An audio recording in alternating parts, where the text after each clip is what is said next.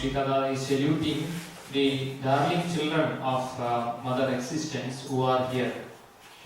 The success of human life depends upon the connection with the inner light.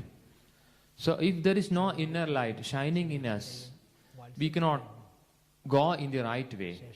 Because the human life should be guided by right discrimination, discernment.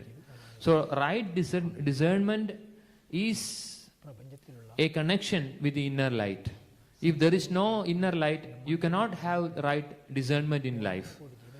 And when there is no inner light and there is no right discernment in life, it is very easy for the negative forces, tamasic forces to enter into human life, to human mind, human system, and control human mind.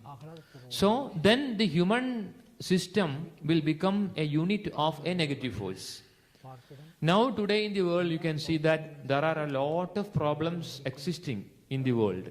There are a lot of wars, fighting, conflicts, etc. And we are trying from our side to solve this, settle these issues permanently, but it will not happen. It will never happen.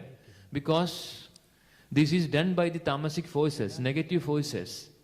And we have no inner light inside, discernment inside to tackle the issue. And without this power of light inside, you cannot tackle the issue. So this is the truth. So, but we can solve the issue if we have the right remedy to solve the issue. So that is why a connection is required.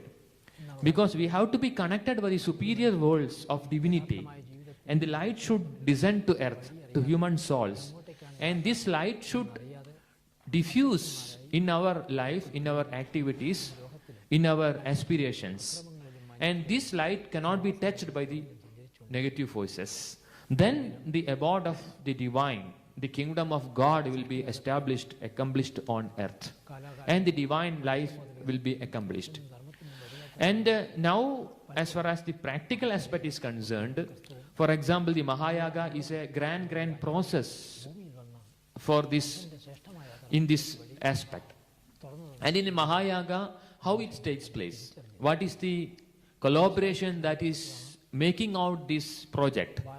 So, at the center, there should be a person who can connect, who is having the spiritual power to connect, to break the shields of obscurities, who we call the divine being or a great tapasin or a great yogi or a great instrument deputed by the divine truth should be in the center. And a society, a dharmic society, to support him or support that person and to receive this light and diffuse this light to humanity. So a strong dharmic group or society. And the aspiration of the people, yes, the world should change, the life should change, the positive transformation should take place, this inner aspiration.